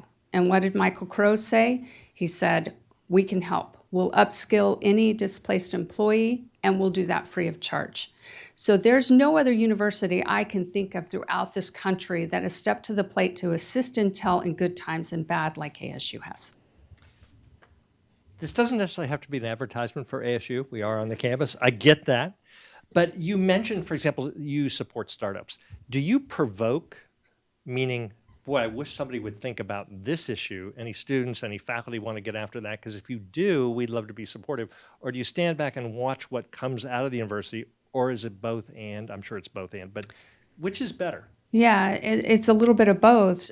For example, we sponsored the ASU Innovation Open, and we did that and sponsored the Water Award intentionally because we wanted to learn about the new startups that were coming out and some different solutions that they might have to some of the problems we're seeing. We can also be a recipient of things that we have watched happen and have come out of the university, and then we've proactively engaged with some of your water initiatives where we have had our Chief Sustainability Officer participating on the waterfront. So it's a combination of all of the above. We are looking for, as you can imagine, with the amount of water that we have on site, we are looking for those scalable innovations, but we've learned a lot from some of the startups that have come out of the university. So I meant to ask the same question of John, who has been a great friend. We've done a lot of good things together around the 10 Across initiative and various events, and I'm so appreciative of Stantec's involvement with us and the university as a whole. So talk about the relationship that you're looking for, John, between Stantec, the university, and the same question, are you pushing us to say, boy, I wish you would be thinking more about this, and do we get after it that way? Or are you happy with what's generally coming out of here? Because we're all looking at the same environment. Great question, Duke. So John Take, I'm Stantec's Chief Growth and Innovation Officer. I've been with the company 30 years. And as you can imagine, we're looking to hire thousands of new architects and engineers and technologists and scientists every year. And so we've had to evolve how we look at academia. And absolutely, it's primarily focused at post-secondary. But we have to do a lot of work in high school. We have to actually do a lot of work in grade school, because there are things that happen in grade school that influence the people that are interested in STEM activities at the high school level that get to ASU before they can get to the water industry. And so, you know, for us, it's all about the students, whether they're in grade school or high school or we're interacting with them here at ASU or at other facilities. It's all about that direct interaction of improving that experience of those students. So, you know, our partnership, it's very much oriented on the students and how can we provide, you know, really meaningful internship opportunities for them? How can we directly interact with them and their interests? And so, you know, we've kind of doubled our programs dealing with students because a lot of our traditional channels weren't delivering at the pace that we were able to work through. So we've had to expand and start to take a very focused diversity and equity approach to develop. We all have all kinds. You imagine we have 33,000 engineers. We have so many alma maters. They produce an amazing talent pipeline. With the silver tsunami and all the retirements, you know, we've had to go out and encourage new talent pipelines. So we've been working through all of that with, Indigenous students, with Society of Women Engineers, with the minority architects, and everywhere we can get that direct interaction with the students. We love working, you know, with the academic institutions, but what we really try and do is get all the way through to the students. Of course, we do scholarships, but a lot of times that's the least interactive way we can do. And so, you know, we look for those partnerships like 10 Across that fit well with who we are and what we're working on and the solutions we're trying to do. I think, you know, one emergent trend that we've seen in the space is, you know, we've talked a lot about water solutions here today. A long time ago, if you had an engineer and a contractor and a client, you had a water project. But the partnerships today include AI companies, they include equipment manufacturers, and we're really proud of the fact that we're really trying to drive towards also having academic institutions show up. When we're coming up with solutions in the community, what better way than by involving folks like the U of A and ASU here in Arizona. So we're absolutely, you know, trying to find those direct and very pointed focal points around some of the areas where we need to redefine what's possible in our communities, and the academic institutions help us do that. By the way, John dropped his notes on the keys to the future right there. They tell you everything you need to know. Gary, I don't know if you got a good look at that while you were picking up. But John, before we go on, I have to ask, you just waded into some of the issues that are roiling in Washington right now. Oh, this diversity thing, this inclusion thing that you're after. You expressly said that you are. Why is that good for Stantec? I think I know the answer, but you'll articulate it very well. You're apparently undaunted by what you're hearing. This is good for Stantec. It's good for the work that you need to do. It's good for the communities. Tell us how we just had to be proactive. Like, we love, you know, all the like I came from U of A North up in Alberta. I have to call it U of A North because I live in Tucson now. We hire, you know, thousands of their graduates, but it just isn't enough for what the industry needs. And so we just have to be more creative. And, you know, one of the ways to do that is to go out and find some new non-traditional areas that haven't been producing architects, engineers, and scientists. And we really believe that if you have a problem, go fix it. What's the easiest way to have more throughput? Get more people involved. And so it's just a very simple solution to a problem of scarcity. It's not ideological for us. It's just, we need so many more architects, engineers, and scientists. Where are they? And how can we increase the supply for everybody, whether it's TSMC or Intel or the university or the consulting industry? And there's the supply, and I'm sure you benefit from the diversity of thoughts that come from people who've grown up in different environments and all kinds of other things. You don't want the same old. Oh, absolutely. Yeah. It's strength. So Gary, you and I were in a meeting that you were hosting about 10 days ago for Energy Forward. And one of the things you explicitly said to a group of faculty that was about 3 times the size of this audience was that you want to be working on solutions that yeah, meet all, I suppose, academic standards and fact-based and everything, but you want them to be applicable to real-world situations, which seems to get after the university, private sector, and even public sector equation. So talk from your perspective about your role at the university and why you expressly said that. Yeah, I'll be happy to do that. But before I jump into that, I do want to say just a little bit about me and my background. I don't know what version of my bio is in that document, but I want to emphasize that I'm in my second career. I've been here at ASU since 2009, but prior to that, I was with British Petroleum for 34 years. And I retired as president of BP China and president of BP Asia Pacific. And so I've been on both sides of this question of how do you work with the academy. And for British Petroleum, it was exceedingly important to create a strong interface with the academy and be able to accomplish some of the things that you've already heard from the other panelists. But now moving to Energy Forward. Energy Forward is been newly launched. Duke alluded to it's about 2 weeks ago to tomorrow. It'll be 2 weeks ago. And the idea is to have a mechanism for aggregating everything that goes on at Arizona State University with respect to energy. And I mean truly everything, beginning with humanities and social sciences, running all the way through to basic physics and chemistry, engineering, and economics and industrial development. The whole gamut. And to a certain extent, it's looking towards the issue that you raised at the outset, Duke. This is a really complicated place. And if people want to interface with us, good luck. Because your success could very well depend on who it was that you talked to the first time. So you don't have one of those retail shops and you're behind the counter? Well, not yet, but we are creating, we call ourselves the Energy Forward Portal.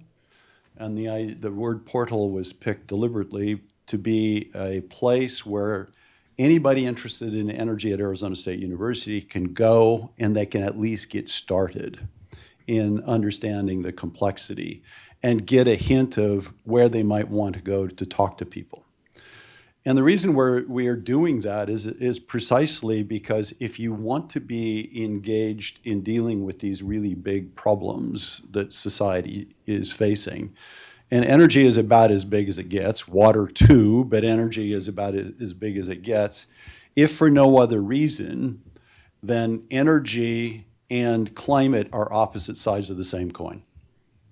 And so as we think about the way we are going to try to address the changing environment and the need for energy, and here, if you'll indulge me, I'll take a little bit of a sidetrack. There is something of a rogue economist that I've become interested in by the name of Stephen Kane. And he made the very provocative statement that labor without energy is a corpse, and capital without energy is a statue. The point being is energy must flow, period. Energy must flow. And so the challenge for us is how do we evolve this system while it flows? And these are very practical problems that we have to interface with commercial sectors, people that are using energy, people who are producing energy, people who are looking at what the next generation of energy needs to look like. The university has a fundamental role, and that's a big part of what we do. And to bring this back to why you're all here, you pointed out in your question, which I did hear when I got here, energy and water are inextricably linked if we're going to have to produce new water from new sources. And John and I have spoken about this. So bringing this back to, let's say, TSMC, right? And I assume you're trying to take every drop of water that you're using in that process, reuse it, clean it up, and that takes a lot of energy. Tell us about how that equation works for you. Yeah, that's exactly right. As we're coming up, we're targeting 65% recycle rate on our water initially, which is a big deal. It reduces our footprint, makes us good corporate citizens, but we're just getting started. We're deep into the design of a zero liquid discharge plant that will further minimize the water. I call it near zero liquid discharge to allow us options to be able to work with the city of Phoenix for potential offload of water or whatever the case is. Driving to low water usage, low footprint, it ties back to energy as well, to be able to reduce or eliminate the salts from the wastewater takes a lot of energy, huge amount of energy.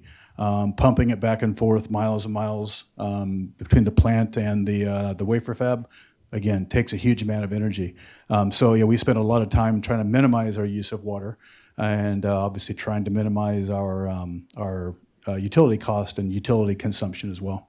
You don't build a $65 billion plant unless you're very confident that you are going to have access to water and or the water that you do have access to, you're going to use and reuse. And I'm sure you get questions about this all the time. We're glad to have you here. It's changing the economy of Arizona. But I'm sure there's some trepidation on the parts of people about the consumption, not just you, Intel and others. And your response to that is easy, right? Yeah, very, very simple. Yeah, at the end of the day, it is fairly straightforward. We want to minimize our consumption of water at the end of the day. We do know that the city of Phoenix and the state of Arizona have a 100-year assured water supply, which is very important to us. Obviously, there's climate change in the winds as well. We've got to be aware of that, and that's one of the reasons we're driving towards reducing our consumption of water so that we do minimize our footprint. It also minimizes our risk so that if a drought should come through, the less water we're consuming, obviously the more control we have and the more we're in a good place. Right. And so, Angela, I know two different companies, but in the same industry, similar issues. Where are you looking on campus for the kind of insights that could relate to water and recycling, but the other things related to it? AI is floating around in everything we're doing. So how are you looking at us as a resource to help you do what you need to do? I suppose, given the conversation here, with some degree of an emphasis on water. Yeah, so we're looking at a number of ways where we can integrate, but I want to give a little bit of background on what's happening at Intel and what you don't see with me just sitting here. We have been in Arizona now for 45 years. So we are a little bit ahead in terms of some of the things that we've been able to do, and water conservation is one of them. We are net positive water use on our Ocotillo site, and we have been since 2022. So that's very, very significant. And I think one thing we lose sight of is that we have such a great water story, and it's something that can be replicated. It's something that we are happy to share our best practices. The way we accomplish that is not solely on site. We also will lose some, water to evaporation. We take on community projects to offset some of that. But we have facilities on site, for example, our Ocotillo Brine Reduction Facility, fondly referred to as OBRF. And that is where we treat that water. We pull out the brine. It's like a reverse osmosis system for your home. And then we keep all of that water on site. It goes to it's treated to an ultra pure process. And that's what we need for semiconductors, because water is our most important ingredient in this process. And then it's treated again on site in our water facility. Our water facility is our new reclaimed facility that actually can treat over 9 MGD. So it's substantial, and it was a huge investment on behalf of Intel, but it's also a huge investment for the city of Chandler because we have entered into a number of water projects where they have been joint facilities.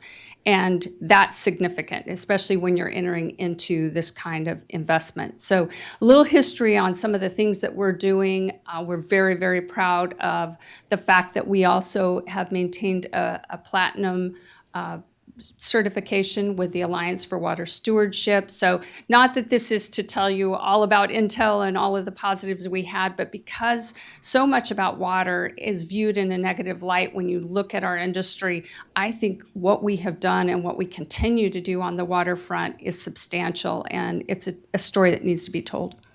So John, you build facilities for processing water, and I heard from a previous panelist when I walked in about the immensity of water in the state of Arizona, much of it filled with brine and other things that would have to be processed. Do you learn, I think of the chip manufacturers as like the race cars of the industry, but what you learn from racing at a high level can be brought back to the cars that we all drive. This is the most extreme form of water recycling. You have to get to super purity. What are you learning from what they're doing, and what are you being asked to do by cities and others to purify water and make what's not currently usable, usable? So it's a good analogy in that, you know, there's the industries have vastly different requirements for their input water and for the regulations that apply to their discharges. And so we look across Arizona, whether it's agriculture, municipal, the high tech, mission critical sector, or the chip fabrication industries.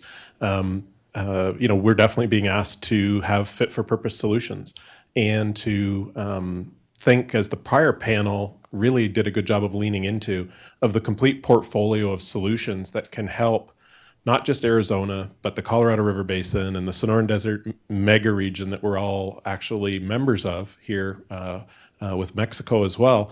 You know, finding those solutions that make sense at all of those different scales, whether it's right down at the level of Chandler in an individual site like Ocotillo, all the way up through to, you know, how we're handling water in Arizona.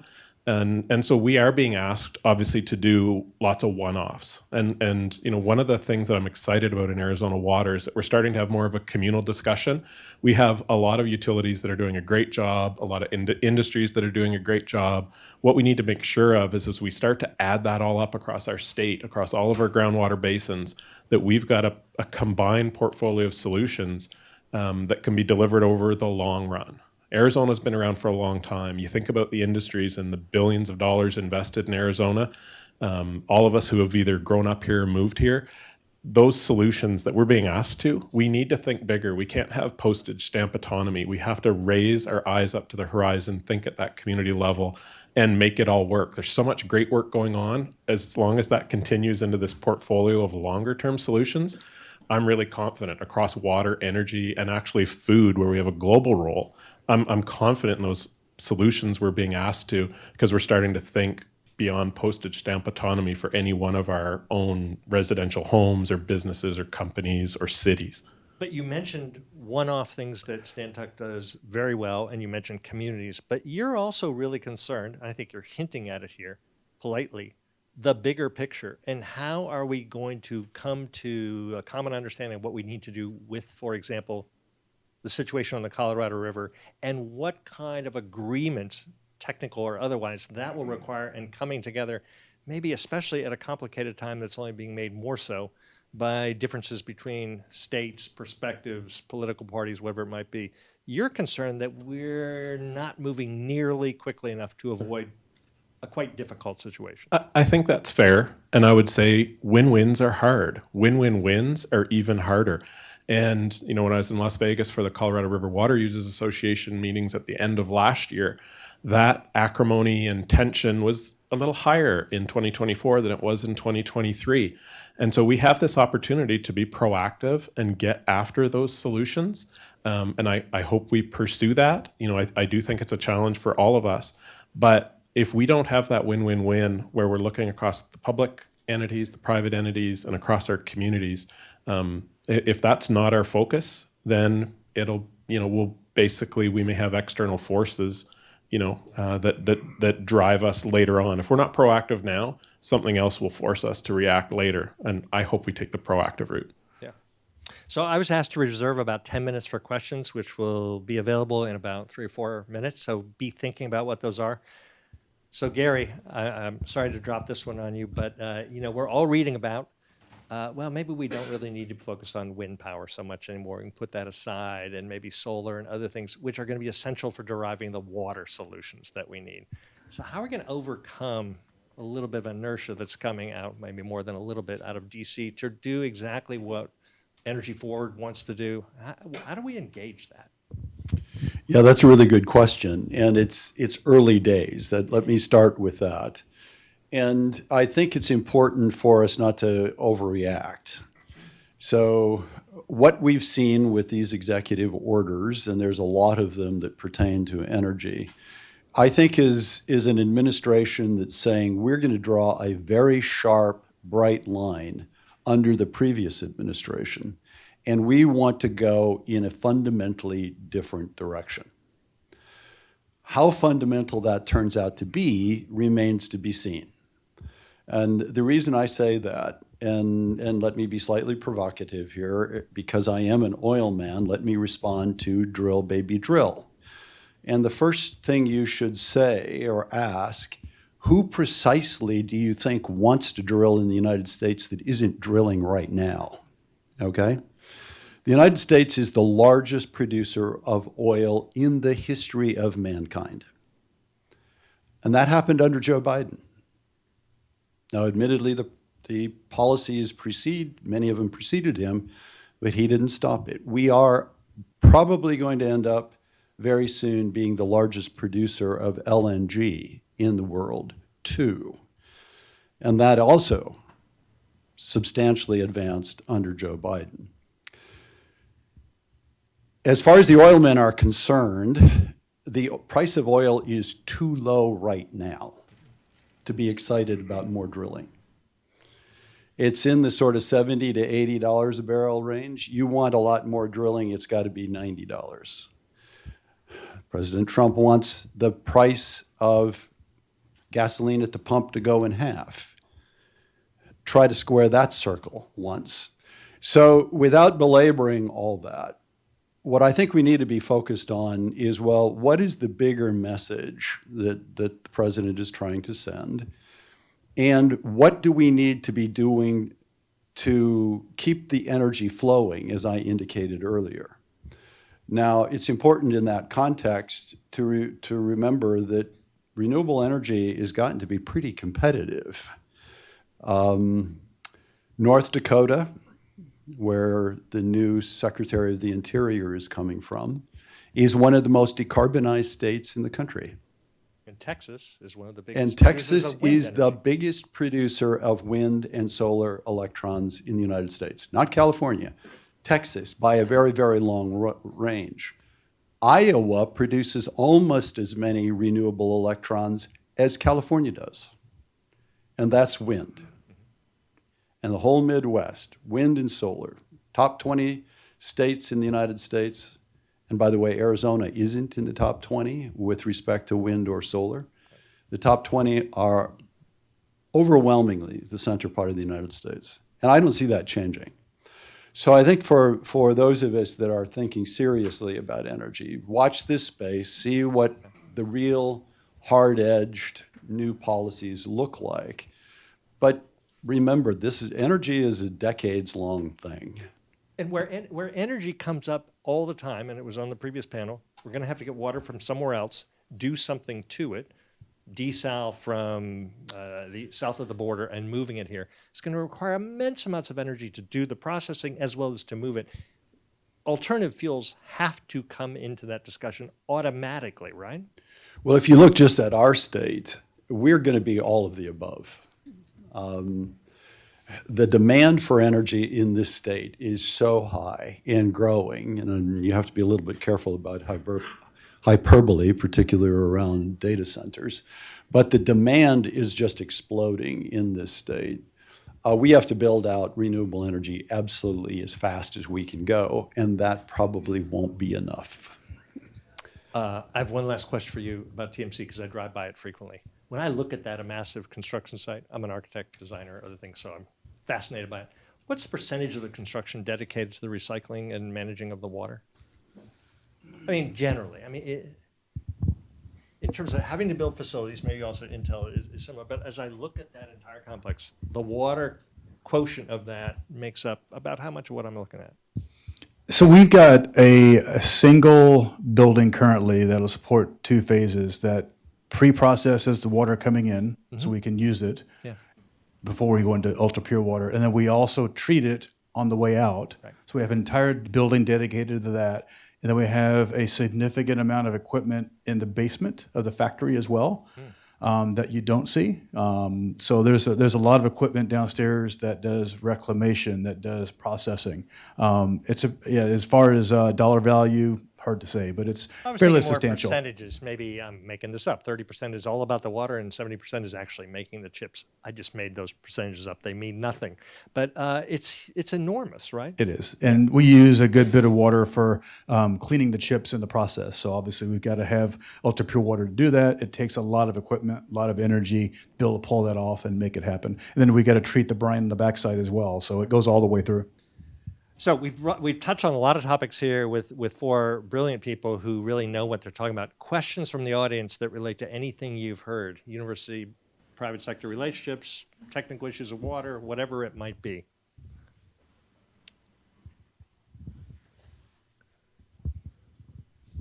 Hi, I'm Mike Kelly. I work at ASU in corporate engagement. So everybody should know we have an office that helps provide the menu and interpret the menu for corporate partners. My question is, we often inside the university think of ideas or ways we could engage with corporate partners. I'm wondering what you feel or what you do when we ask for stuff. So these are proactive, and I've been in faculty meetings, a former dean, all that kind of stuff. The things that faculty imagine you could be doing for us is probably what you're wrestling with. And hey, find that company or go talk to John over at Stantec. Could he do the following? By the way, I do that to John all the time. I mean, the stuff that comes to you that is workable, a logical thing to be asked that you'd like to engage in, and other things, Angela, you've been around here long enough, people say, that's not what we're going to do for you. Maybe you take that one. You've been on both sides. I'd be happy to take that. Okay. Make sure you all can hear me. So from an Intel perspective, we created processes in place, right? So the university is very familiar if they have a research project that they want to engage with us in, there's a process that they can go through. We can evaluate that, find funding internally, and then perhaps explore that opportunity. If it is in support of grants and the university is in need of and this is very, very important on the support side, but federal applications require the industry support. That's an additional process, but doesn't take us long to respond. So if we have the ability to, we can write a letter of support that supports your application. If it's something that's just a philanthropic donation, another process we go through, but I would suggest to you that we, on behalf of Intel, are partnering on all of those fronts. There's certain things that we can't do, but for the most part, we have programs like our latest, where you're actually responding to something we need, but it's around device engineering. And we really needed to upskill some of our existing device engineers. We came to ASU. They in turn said, well, here's what we would need from you to be able to make that happen. And we literally working with staff, meeting probably every other week, we implemented that program in just a few months. And that will start this March. So it goes back and forth. I talked about the partnership. It's so important that that's reciprocal. And, you know, occasionally we'll have a misstep, but for the most part, we really like to, you know, support the university where we can. Yeah, and for the private sector partners in the room, people like Michael and others, do try to work with faculty either in mass and then individually to say, let's be reasonable, but also let's be logical about what your expectations might be and how it can be and how they might be fulfilled. And we don't just send individuals to you willy-nilly. We try to do a little air traffic control here. Other questions from the audience for this panel? If there's no question, we can talk about MTW. Okay. So one other partnership that I think might be really important for everyone to know, it's not necessarily related to water, but it very much supports our industry, and it's Macro Technology Works that's located over in the ASU Research Park. And we have held numerous tours on site at Intel, but also numerous tours with the faculty and staff right there at MTW. We were recently called to support the university regarding their ITSE funding, and we were able to not only host them at MTW, but also host them at the Intel site. So another example of an opportunity, but that facility, as it's grown, expanded with the clean room space, it's been a tremendous asset for the entire region. I'm sure it's been for you as well. And by the way, this university has been very good, thanks to the leadership at the top, of making its own luck. didn't build up the engineering school to the size that it is by accident. If you got to that scale, you might be able to attract partners who could come here and change the economy, and that's continuing now with the $3 billion that's coming towards more activity in this realm. That's not willy-nilly, and so the two sectors here, the university and the private sector working together, need to keep that going. I think there was a question in the back. Yeah, thanks very much. I think I enjoyed hearing all the positive experiences that were being told. And especially I want to pick up on one of the things that John was driving at and expand it out a little bit for you guys to respond to. A lot of the things that are discussed are about, I would say, are related to operations. You have to do quarterly reports, you have to design projects and move things forward, and how can we partner on that? But what John talked about was a systemic issue that is faced because you don't have the workforce coming in.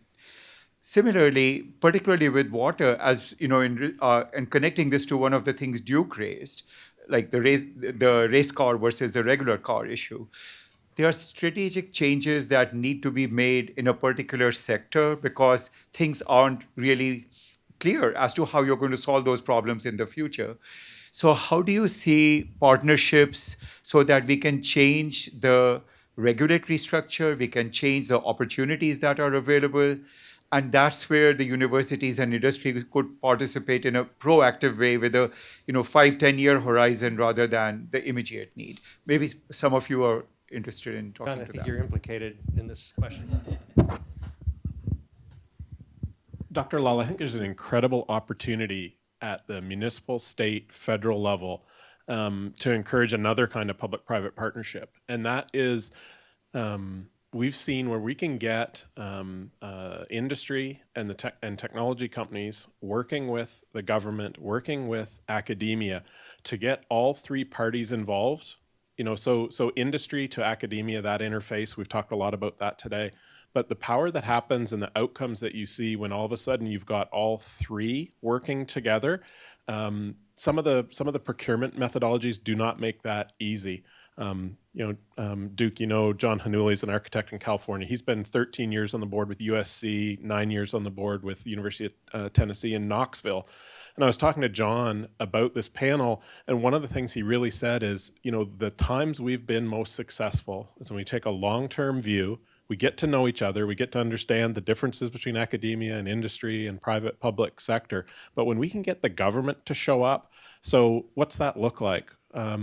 University of Tennessee in Knoxville and Tennessee Department of Transportation and the private sector working together. In another case, it was Tennessee Valley Authority working with the University of Tennessee and working with the private sector on some energy issues and some environmental issues. So if we could have more of our municipal and state and federal governments actively looking to involve, not just their traditional supply chains, but going out and picking off academia and technology and industrial companies together, all three at the table. It's just, we've seen really good results. It's a little rare, but all three at the table, much better.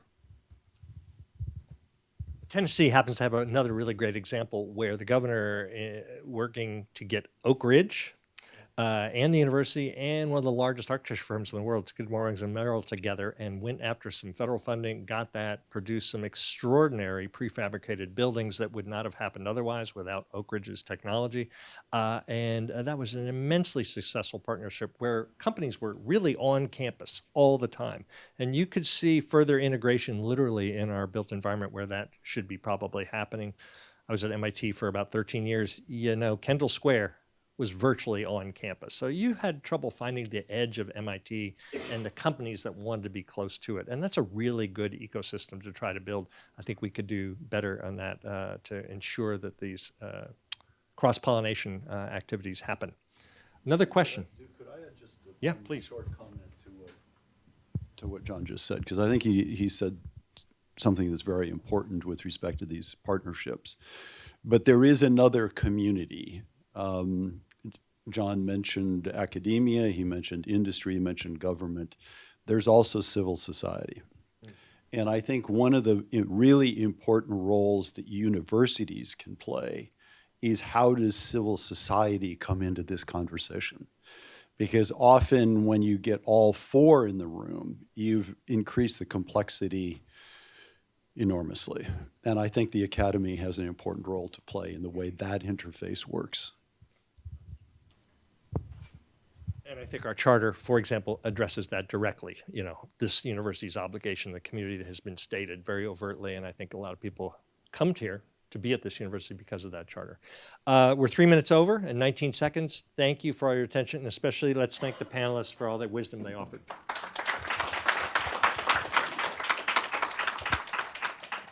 Thanks very much, Duke and the panelists. I really appreciate everyone taking the time out from their day and coming today, and especially to Veolia for stimulating that we have this event today. This is the close.